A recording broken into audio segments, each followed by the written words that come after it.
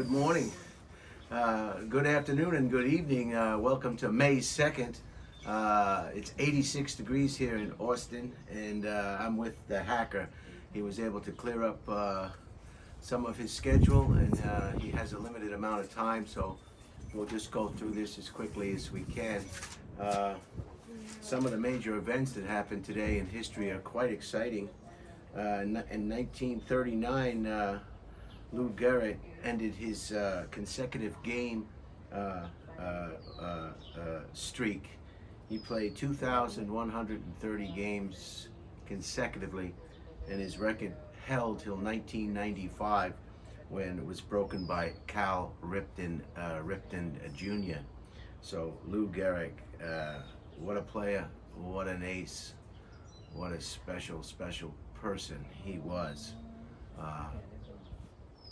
To play that many games in a row consecutively means you have to be physically and healthy enough to do so.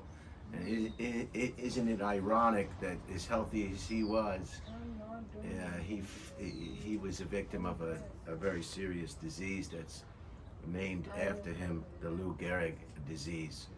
So, and you can Google more on the Lou Gehrig's disease, but it is named after this famous, talented ball player. In 1946, this is the Battle of Alcatraz. This is a very exciting, I don't know if exciting is the word to use, a very interesting story. You'll definitely have to Google this one and get the particulars. It's kind of convoluted. 6 prisoners decided. It's another example of the chain of events that happened. One of the guards had the key in his pocket, and one of the rules against the regulations was you never bring a key onto the yard. And he brought a key onto the yard because he wanted to let the kitchen staff come in and out, and he didn't want to bother the other guard, I guess, if he was eating lunch, or he just didn't want to bother him for whatever reason. So he broke the rules, and he brought the key onto the yard, and he was apprehended. They searched him. They got the key. They got him all in a cell, and then when they realized they got him in a cell, the key didn't work. So the whole plan was a bust right from the beginning, and it turned into a hostage situation. Two prison guards were killed. William Miller and Harold Seitz, they were killed outright. Three criminals. They were already criminals, but they were killed. 14 officers were hurt. Some with horrific gunshot wounds under the cheek and the nose, just in the neck. And one convict was hurt, or one prisoner was hurt that was unrelated to the 6 ones who tried to escape. In 1948, about 2 years later, in December, the remaining 2 culprits of this escape attempt and then the resulting hostage fiasco were executed. And Alcatraz is a very exciting place. If you're ever up in the Bay Area in San Francisco, it's one of the highlights, one of the things you want to see. Alcatraz was the home of prisoners, the worst of the worst, they called it. These were prisoners that would escape on a regular basis in other institutions, and they were transferred to San Francisco's Alcatraz because it was escape-proof. The water is frigid. You could die of hypothermia. The currents are swift. I don't think anybody survived an escape attempt there, and that's why they sent, I think Al Capone was there for a stint. But it was the worst of the worst: murderers, escape artists, young criminals, mostly hardcore, the worst of the worst, and they were sent to Alcatraz.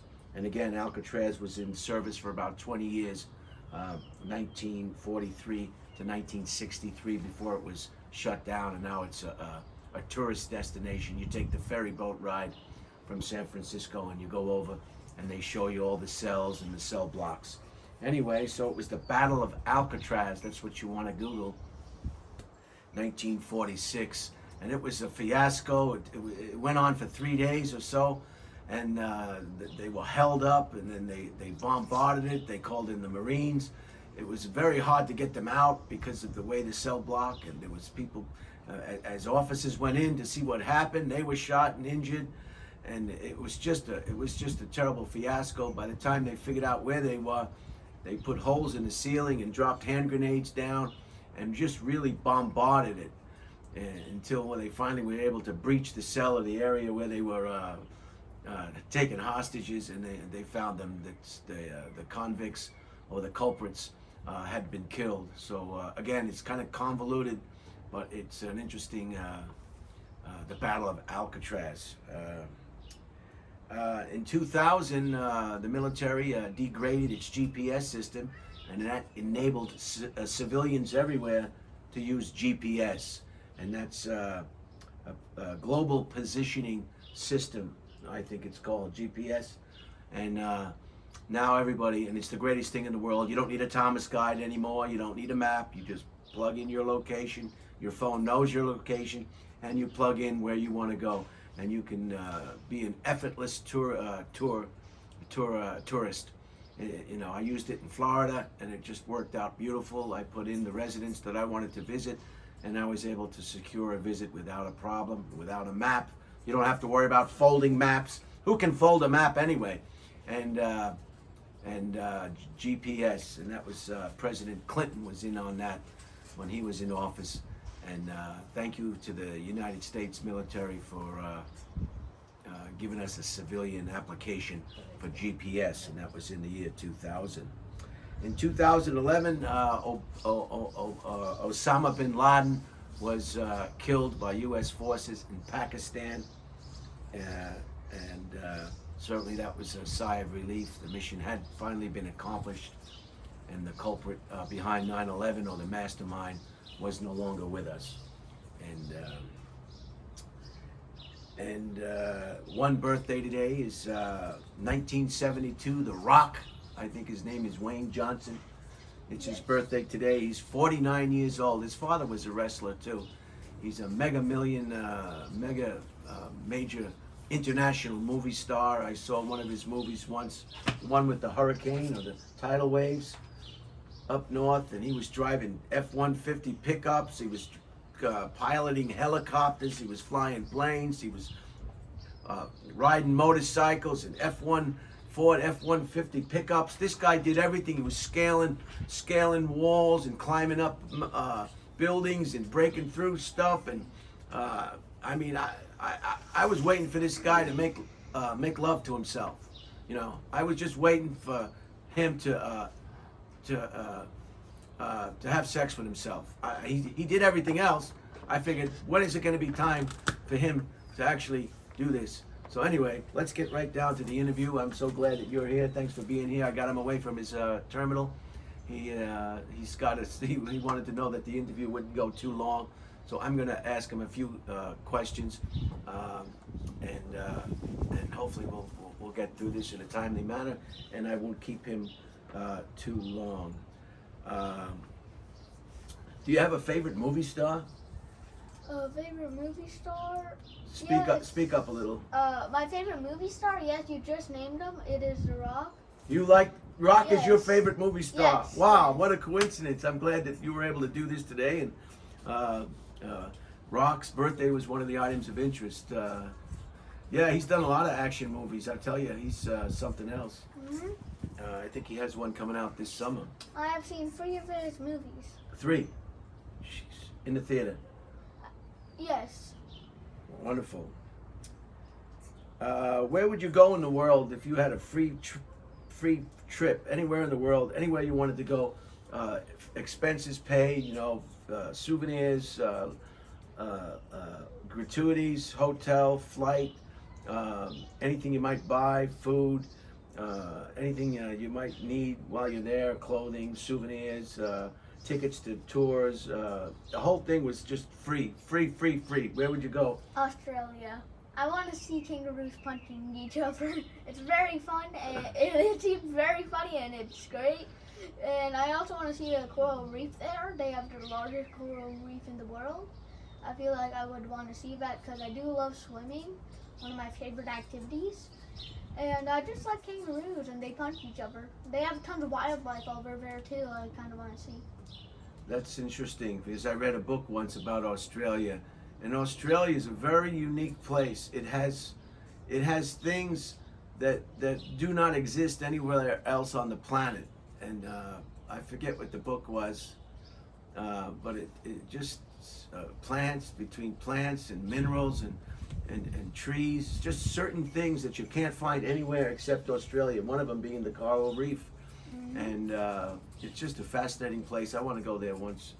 I haven't been there myself. And while I'm there, probably New Zealand, since it's so close. Yeah. And then if you're in that neck of the woods, you want to go to Singapore. If you've never been to Singapore, oh wow. So Australia, huh? And you're not a Jehovah's Witness, are you? Huh? Jehovah's Witness? What's that? It's a group of it's a religious following. Mm-mm. Yeah. My parents are kind of, in a way. No, I don't think there'd be a Jehovah's Witness. If you won the lotto, what would the first thing you would buy, or what would you do if you won the lotto? You know, if you won, I would probably go to, I would probably either get, I would probably get like maybe some things in the game, or maybe most likely go out with my mom and my family and just go to somewhere really nice to eat. Maybe get some things on my game and maybe upgrade some of your computer equipment. I'll probably get a new keyboard and mouse and buy some things and maybe buy a game or two. I don't want to spend too much on games because, it's not that important compared to other things. And the other money I would save like 10,000 for my college funds. And like the other money I have, I would just like let my mom and grandma use it most likely. Wonderful.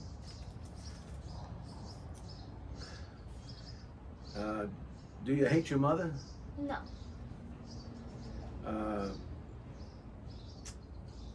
If you were a famous rock star, who would you want to be? Freddie Mercury, Liberace, Elton John? These are just the questions. George Michael, Boy George, or Marvin Gaye? I have no idea who any of them are, to be honest. I don't know many rock songs. That's okay. Or people. You don't have to answer the question if you're not Okay. sure. What is your fondest memory growing up? And you're still growing up. Your birthday's not till. I have a lot of memories I like, but one of them was my 7th birthday, I think it was, or my 8th. And I went to a swimming pool with a lot of friends, and we had a lot of fun for my birthday. Where was the swimming pool? This swimming pool in this neighborhood, we had like a lot of friends. We had an Oreo cake and a lot of stuff. It was great. And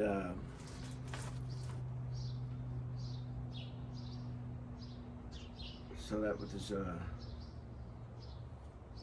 Have you ever had law enforcement be dispatched to your home?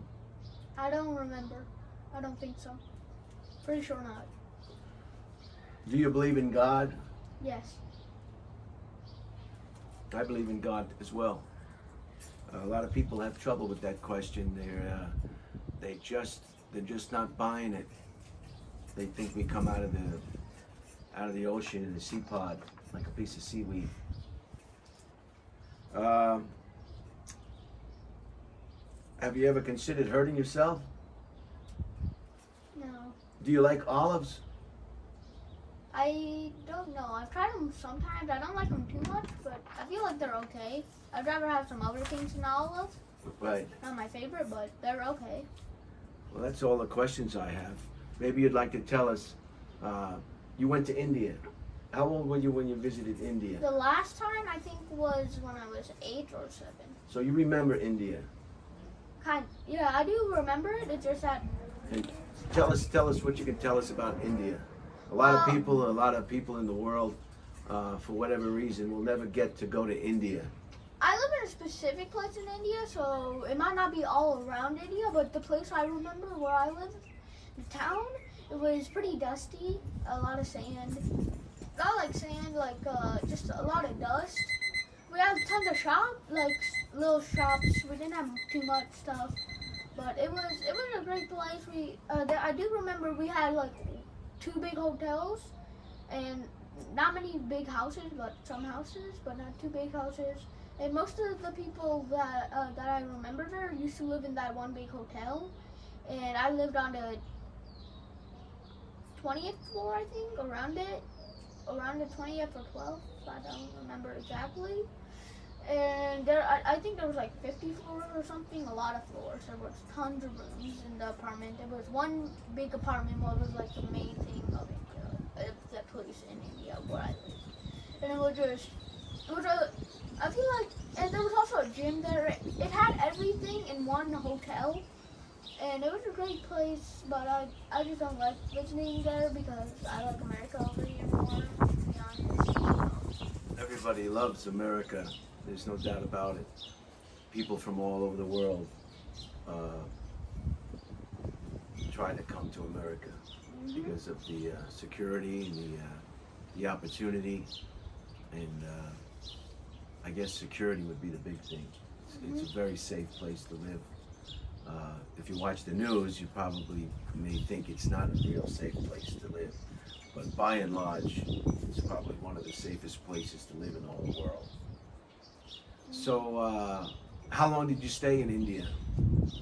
So I guess it was an apartment complex, an apartment block. It was like a huge apartment. I don't remember exactly what it looked like. It was a big white apartment with tons of very nice blue windows. It was great. I do remember. What was your question again? How long did you stay there? Oh, how long I stayed? I stayed there for when I first got there, I stayed there for 4 years. And whenever I visit, I probably visit for a month. Wow, a whole month. Yeah, I've been to India and I found it fascinating. Just fascinating. I live right next to the town with the capital, so I go there sometimes. Delhi. Yes. Very good. And how many hours a day? I'll finish this interview up because I know you have to go. Just a few more questions. How often? How long do you spend on the computer terminal? Do you think? It's getting kind of windy. I hope that tripod doesn't. Get Well, blown on over. school days, I definitely spend a lot because on school, I probably spend like the whole day almost on computers because school. Like at least like maybe 10 hours because of school. And then minus school, I feel like I still spend like like if there was no school, like today, because it's Sunday, I would probably spend like 8, 10 maybe. Not too much, but not too little. And when will school be over for the summer, or have they modified the schedule because of COVID-19? Is it going to be over in June as usual, or is it going to keep going because of COVID-19 or what have you? It's gonna end in June 17th, I'm pretty sure. And you'll be off for the summer, a couple of months. 2 months, I think. All right. Well, I want to thank you for doing this. My last question is, what do you like? What are 2 or 3 things that you love or you enjoy the most about living here in Austin, Texas? My favorite things in here, in this place in Austin, is that it's not very cold out here, so I like to go to the pool a lot. So it's a good thing I get to go to the pool. I just like the weather here also. I also like the nice homes, and it has a lot of beautiful places in Austin. Tons of beautiful nature stuff. I love it here.